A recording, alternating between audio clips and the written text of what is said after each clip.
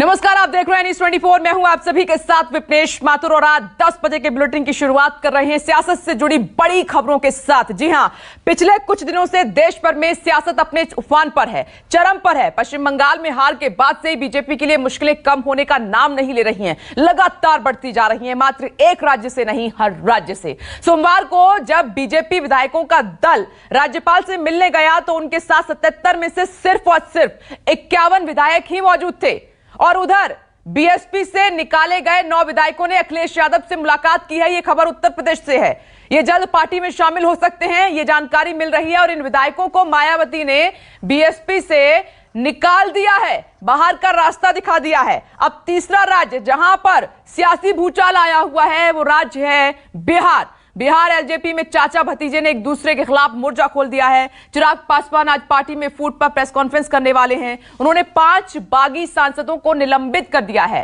लोक जनशक्ति पार्टी में टूट को जेडीयू का मास्टर प्लान बताया जा रहा है। अब इस ऑपरेशन की सफलता के बाद जेडीयू कांग्रेस में सेंध लगाने की कोशिश शुरू हो चुकी है और कांग्रेस, अब बारी आती है पंजाब की। कांग्रेस की पंजाब इकाई में चल रही गुटबाजी पर आलाकमान के पैनल ने अपनी रिपोर्ट सौंप दी है, सबमिट कर दी है। यह आज तस्वीरें जरा गौर से देखिएगा।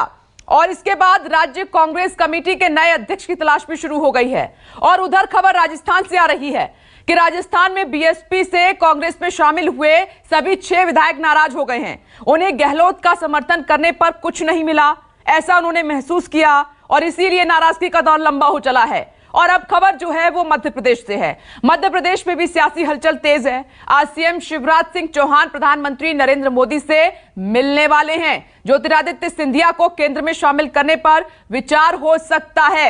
यह बड़ी खबर है। 8 तस्वीरें आपकी टीवी स्क्रीन पर देश भर में सियासी भूचाल से जुड़ी हुई और यह लगातार घटनाक्रम चल ही रहा है। आज इन्हीं तमाम घटनाक्रम पर हम बात करने वाले हैं और हमारे साथ एक खास पैनल इस वक्त मौजूद है। आरपी सिंह जी जुड़ गए हैं, बीजेपी स्पोक्स पर्सन, स्वागत है आपका। सुरेंद्र सिंह राजपूत जी जुड़ गए हैं, कांग्रेस स्पोक्स पर्सन। सुरेंद्र जी, आपका भी बहुत बहुत स्वागत है। मनोज सिंह जी समाजवादी पार्टी से हमारे साथ मौजूद हैं, शुभांकर भट्टाचार्य जी टीएमसी से और अभिषेक झा जेडीयू से इस वक्त हमारे साथ मौजूद हैं। साथ ही राजीव रंजन डिप्टी एडिटर हमारे साथ जुड़ गए हैं। आप सभी का इस खास चर्चा में बहुत बहुत स्वागत है और मैं आप सभी के पास आऊंगी, राजनीतिक चर्चा की शुरुआत भी करेंगे, लेकिन मुझे सबसे पहले डिप्टी एडिटर राजीव रंजन के पास जाना होगा। राजीव, आपके पास जाते हुए शुरुआत मैं कर रही हूं बंगाल से। बंगाल में जब से बीजेपी हारी है तब से वहां पर बीजेपी के लिए मुश्किलें बढ़ती जा रही हैं। अब ये बहुत चौंकाने वाली बात है कि राज्यपाल से मिले विधायक, लेकिन 77 में से मात्र 51 विधायक पहुंचे। ये क्या इंडिकेट करता है?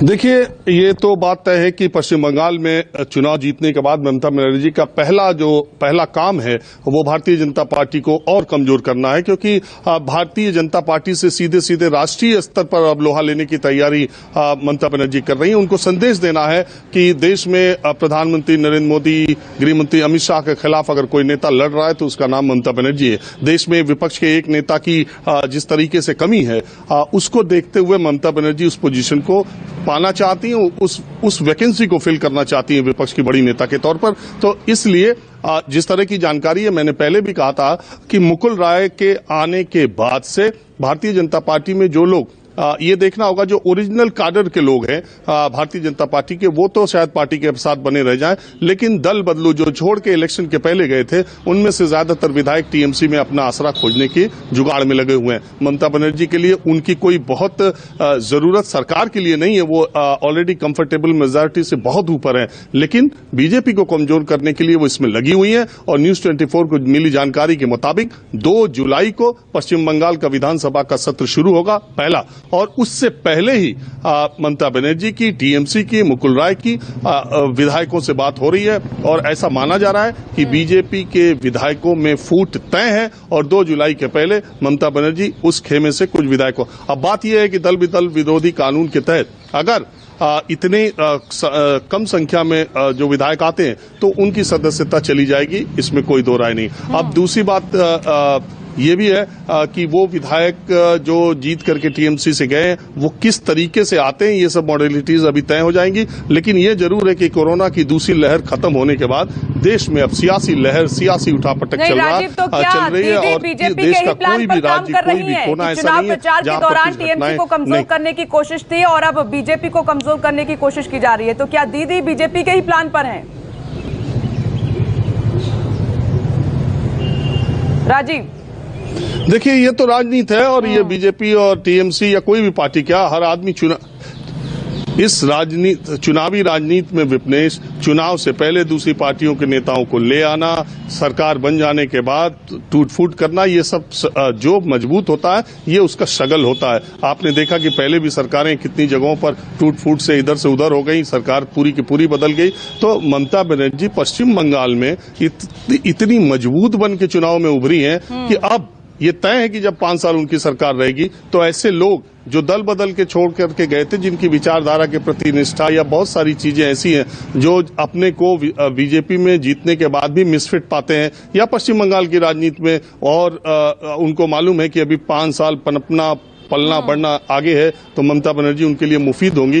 तो ये चीजें होती रहती हैं। अब ममता बनर्जी ये चाहेंगी कि ज्यादा से ज्यादा भारतीय जनता पार्टी के विधायक उनके खेमे में शामिल हो और एक मैसेज जाए कि दीदी ने बीजेपी को तोड़ दिया या बीजेपी ने एक तो चुनाव में हराए आई, उसके बाद हराने के बाद भी उनके विधायक अपने पाले में खींच लिया। ठीक है राजीव, मैं लौट रही हूँ जल्दी से आपके पास क्योंकि कई खबरें हैं उस पर हमें चर्चा करनी है। आरपी सिंह जी, इस पर जवाब मैं आपसे चाहती हूँ कि क्या बंगाल में हार के बाद बीजेपी और मुश्किल में आ गई है, फूट की शुरुआत हो चुकी है? ये कल की खबर है जो कल आपके चैनल पे भी चली, बाकी चैनल पे चले, किस प्रकार से टीएमसी के नेता मंच से, पब्लिक मंच से ओपनली पॉलिटिकल पार्टी के वर्कर्स को धमका रहे हैं कि आप टीएमसी ज्वाइन करो वरना हम आपको देख लेंगे। और ये आपको मैं वीडियो भेज दूंगा। मुझे बंगला भाषा आती नहीं, मेरी पत्नी को आती है जरूर, परंतु ये पब्लिक डोमेन में है कि लोगों को धमकाया जा रहा है, लोगों को धमकाकर पार्टी ज्वाइन करने के लिए मजबूर किया जा रहा है, उन पर मुकदमे दागने की या अन्यथा तैयारी की जा रही है। और बड़ा स्पष्ट है, बंगाल में चुनाव जीतने के बाद हमारे 37 कार्यकर्ताओं की हत्या हुई, जिस प्रकार से महिलाओं के रेप हुए, जिस प्रकार से महिलाओं के साथ पुरानी बात हो गई है सर। आरपी सिंह जी, अभी करंट सिनेरियो पे बात करते हैं। मुकुल रॉय के बाद, मुकुल रॉय ऐसे नेता नहीं है जो धमकाने से टीएमसी में चले जाएं, और भी कई ऐसे नेता हैं, बड़े नाम हैं, उन पे धमकी का कोई असर नहीं होगा। और ये बात तो आप टीएमसी के लिए कहा करते थे, आज आप उल्टा ही बोल रहे हैं। बात पूरी आपने काट दिया। मैं आपको परिपेक्ष दे रहा हूं कि वहां पे जमीनी स्थिति क्या है, और उसी जमीनी स्थिति के कारण से लोग दबाव में हैं। वो एमएलए हो, वो कोई हो, हर आदमी को अपनी जान माल की चिंता है। अगर आप हो या मैं हूं, कोई भी होगा, पहले अपनी और अपने परिवार की जान माल की सुरक्षा की बात करेंगे, बाकी बाद में व्यक्ति चिंता का राजनीतिक बात बाद में करता है। और ये वहां पर खुलेआम हो रहा है। और मैं आपको वीडियो भेज दूंगा, आप देख लीजिएगा। सुरेंद्र जी, आपसे पहले मैं शुभांकर जी से जवाब लूंगी, उन्हीं से बनता है अभी। लेकिन RP Singh ji, same to same वैसा नहीं हो रहा है। टीएमसी ने कहा कि बीजेपी ने धमकाकर हमारे नेताओं को छीन लिया। आज आप हार के बाद कह रहे हैं कि टीएमसी ने धमकाकर हमारे नेताओं को छीन लिया। ये बिल्कुल वही हो रहा है, यूबहू बिल्कुल वही। की जान पर बनी हुई है, उसके सिर पर बंदूक रखी जाती है, चलो माँ बहन के साथ रेप किया जाता है। नहीं, और आपको लगता है वही है? ये ठीक है, ये इस पर चर्चा हो चुकी है, ये आप रहने दीजिए। पूरे चुनाव प्रचार के दौरान ये सब चला है। आपने टीएमसी पर आरोप लगाया, टीएमसी ने सेम यही आरोप लगाए। लेकिन आप देखिए ना, 77 में से 51 विधायक जाते हैं, मुकुल रॉय तो पहले ही जा चुके हैं। मैं इस पर बात करना चाह रही हूँ। एक मिनट, आरपी सिंह जी, आपने मेरे सवाल का जवाब नहीं दिया, बाकी आपने सारी बातें बोल दी। शुभांकर जी, क्या आप बंदूक दिखाकर नेताओं को वापस पार्टी में ले रहे हैं क्या, बंदूक की नोक पर? वहां पर अच्छा, कहां से कोई बहन सुप्रीम कोर्ट गई है कि हमारे राज्य से गई है, बंगाल से गई है? क्या परिस्थिति बताई? आरपी सिंह जी, जो आप बात कह रहे हैं वो किसी नेता ने ऐसी नहीं बोली है कि बंदूक के दम पर हमें शामिल कराया जा रहा है। एक मिनट, ये बात आज नहीं है। एक मिनट सर, एक मिनट रुक जाइए। शुभांकर जी से जवाब ले लेती हूँ। शुभांकर जी बोलिए, क्या टीएमसी ऐसा कर रही है, दीदी ऐसा कर रही है, बंदूक की नोक पर लेंगे आप नेताओं को वापस? देखिए मैडम, जहां पे आप देख रहे हैं कि आपके खुद के चैनल पे आपको खुद को बोलने का अधिकार नहीं मिल पा रहा है, कंटिन्यूअसली जो है आप ही को जो है काट दिया जा रहा है, तो इस देश में कहां एक आम जनता, कहां एक छोटी पार्टी, किसको टिकने देंगे साहब? ये बीजेपी बहुत पावरफुल पार्टी है, उसको धमकाना, उनके लोगों को धमकाना आसान बात है। आप क्या बात कर रहे हैं? और एक बात मैं आपको बताऊं, ये जो जिसको कहते हैं ना स्क्रिप्ट सजा के शायद सारे प्रवक्ताओं को दे दिया जाता है, और सबसे पहला जो पेपर जो जाता है वो जगदीप धनखड़ जी के पास जाता है, क्यों? सारे के सारे सब एक ही लैंग्वेज बोलते हैं, एक स्क्रिप्ट, एक लैंग्वेज, और सब नेता एक भाषा बोल रहे हैं। तो ये पूरा जो है, अब ये पूरे देश में ये कम से कम पूरे उसमें एक्सपोज हो चुके हैं। और यही प्रॉब्लम है, जानते हैं, इन्होंने जितने नैरेटिव्स, जो तरीके अपनाए, वो सब जनता ने नकार दिया। और गलत क्या पड़ रहा है पता है? क्यों नेता इधर से भाग के उधर जा रहे हैं? किसी को यहां पे धमकाने की जरूरत नहीं है। हुआ ये है कि जब आप नेताओं को अपने पास लेते हैं, उनको आपने ऐसे ऐसे भरोसे दिए, भाई आपने नहीं, एक नया पार्टी वहां पे, भाई बंगाल में तो आप थे नहीं, वहां आने के लिए आपने हर एक पार्टी से तोड़फोड़ करने की, सबसे ज्यादा आपने कहा भाई टीएमसी से हम तोड़ेंगे। कहां बताइए, आपने किससे सुना था ये बात कि 40 से ज्यादा नेता हमसे टच में बने हुए हैं? याद आ रहा है? चुनाव से पहले ये भाषा किसने बोली थी? ये भाषा हमारे देश के प्रधानमंत्री ने बोली थी, और ये उस समय से तोड़फोड़ जारी है। आज जो है, क्योंकि इनके घर से कोई 4 लोग हमारे यहाँ पे आते हैं तो इनको तकलीफ होने लग जाती है। तो साहब मैं तो इतना कहता हूं, हमने तो अपने नेता आपके लॉन्ड्री में भेजे थे साफ होने, अब वो साफ सुथरे होकर जब वापस आ रहे तो आपको क्यों कष्ट हो रहा है जनाब? तोड़फोड़ की राजनीति की बात करते, तोड़फोड़ तो आप करके ले गए थे। आपने एक नेता को ऐसे ऐसे भरोसे दिए कि आज के दिन में तैयार कर ली है, लिस्ट तैयार कर ली है, जो दीदी के खिलाफ गए हैं उनको नहीं लेंगे, और जो बीजेपी में गए हैं चुप रहे, दीदी को कुछ नहीं कहा, उनको वापस लिया जाएगा। शुभंकर जी, ये साफ सुथरे वाली बात छोड़ दीजिए। देखिए एक बात मैं बताऊं, पार्टी किसको लेती है किसको नहीं लेती है, ये तो पार्टी का अपना विषय है, ये तो हाईकमान देखेगा, तय करेगा कि किसको लिया जाता है। रही बात जिसने दीदी के बारे में कहा, देखिए जो भी नेता दूसरे पार्टी में जाता है वो कुछ ना कुछ दूसरे पार्टी के, अगले पार्टी के बारे में बोल के जाएगा। ये हर एक नेता ने किया है, तो आपने भी लिस्ट तैयार कर ली है कि आज आरपी सिंह जी कल यहाँ पे सपा के हिसाब से बैठेंगे, ये टीएमसी के हिसाब से इनकी भाषा बदली दिखाई देगी। आपने लिस्ट तैयार कर ली है कि किस किस को लेना है, किस किस को नहीं लेना है? लिस्ट हमको तैयार करने की जरूरत ही नहीं है मैडम। आरपी सिंह जी कुछ रिएक्शन देना चाहेंगे? लिस्ट को तैयार करने की जरूरत ही नहीं है, क्योंकि जब इनके खुद के विधायक जो इनके साथ खड़े हो रहे हैं, आज वो समझ रहे हैं सबसे बड़ी विपदा इनके ऊपर ये है कि बीजेपी में कुछ नहीं मिला, उन्हें कुछ नहीं मिला, ऊपर से पार्टी हार गई, तो अब जाना ही बेहतर है वापस। ये बंगाल, वो बंगाल के नेता है, और कहीं ना कहीं उनको दुख हो रहा है कि बंगाल बदनाम हो रहा है, सबसे ज्यादा बंगाल को बदनाम किया जा रहा है। आरपी सिंह जी, गांव के गांव खाली करा दिए गए, जिन्होंने भाजपा को वोट दिया, और उनको भगा दिया गया, उनको असम में शरण लेनी पड़ी है। ये तो सच है, आपके टीवी चैनल्स पे, अलग अलग चैनल्स पे चला है। तो वहां पर एक किस्म की गुंडागर्दी की, धमकाई की, बदमाशी की, लूटमार की, रेप की, हत्याओं की आरपी सिंह जी जितना ये सब बात बोलेंगे ना, आप ही के खिलाफ जाएगा, क्योंकि आप बंगाल को कंटिन्यूस बदनाम करते आ रहे हैं। एक बात मैं बता दूं आरपी सिंह जी, आप बंगाल को बदनाम करते आ रहे हो, यही बात आपके खिलाफ जा रही है। ये बात मैं आपको बता दूं, अगर नेता आपसे परेशान है, वो इस बात से परेशान है क्योंकि आप उसके प्रदेश को बदनाम कर रहे हैं। जिस प्रदेश से वो चुनाव लड़े हैं, जिस प्रदेश की जनता से वो लोग विश्वास कर पाए हैं, आप उसी प्रदेश को बदनाम कर रहे हैं। आप समझे नहीं?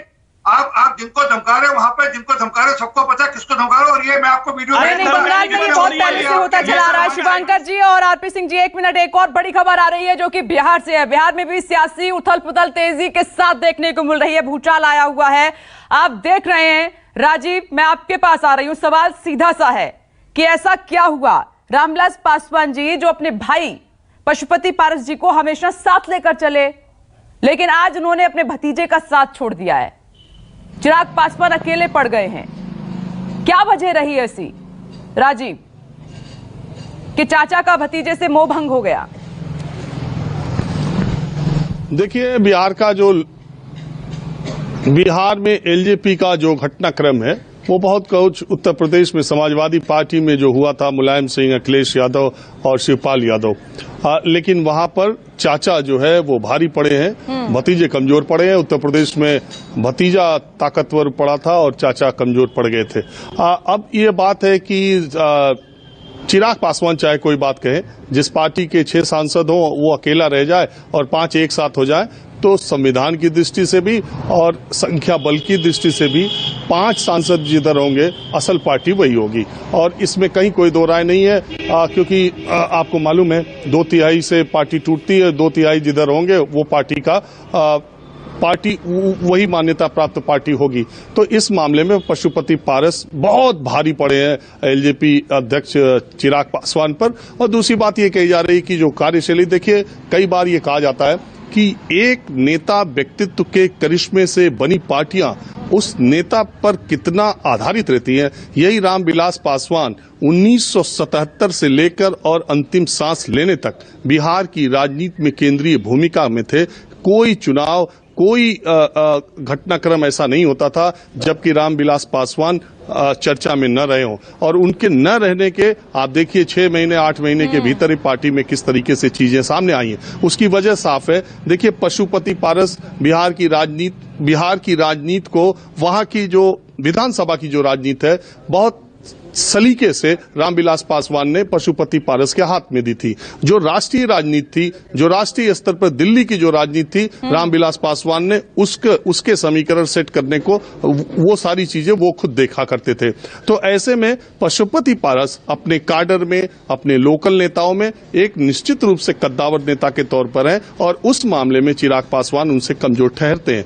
दूसरी बात, सबसे बड़ा सवाल स्ट्रेटजी को लेकर चिराग पासवान के एलजेपी के लोगों ने उठाया कि जिस तरह की स्ट्रेटजी चिराग पासवान ने अपनाई कि एनडीए का विरोध करना, नीतीश कुमार को कुछ कहना और इससे कोई फायदा नहीं हुआ, उल्टे एनडीए को नुकसान हुआ। और तीसरे, नीतीश कुमार ने भी ये तय कर रखा था कि एलजेपी अब चिराग पासवान ने इलेक्शन में जो किया है उसका बदला उनसे लेना है। तो जेडीयू के जो उनके सबसे खास सिपहसालार हैं उनको इस मिशन में लगाया गया, इसमें उनको कामयाबी मिली और एलजेपी अब एनडीए के साथ तो एलजेपी है, लेकिन अब उस तरह से एलजेपी, और देखिएगा इसका जो पारितोषिक है, इसका जो इनाम है वो पशुपति पारस को मिलेगा भी।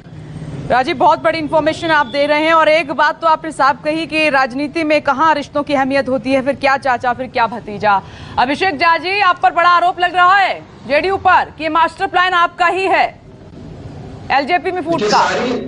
नहीं, सारी बातें जो राजीव जी ने कही, बस उसमें एक ही बात बचने लायक नहीं और एक ही बात सही नहीं है, वो तथ्य सही नहीं है कि जेडीयू का इसमें कोई रोल है। देखिए, लोजपा के अंदर जो कुछ भी हुआ है वो उनके अंदर का आंतरिक मामला है। जस करनी तस भरनी, लगातार हम सब लोग देख रहे थे कि रामविलास पासवान जी के निधन के बाद चिराग पासवान जी नकारात्मक राजनीति कर रहे थे। आमतौर पर कोई भी राजनीतिक पार्टी जब किसी चुनाव में जाती है तो किसी विचारधारा के साथ या विचारधारा के खिलाफ जाती है, लेकिन चिराग पासवान जी ने व्यक्ति विशेष, पार्टी विशेष के खिलाफ राजनीति की।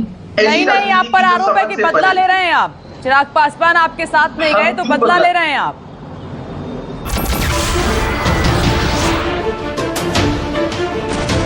नमस्कार, मैं हूं मानक गुप्ता।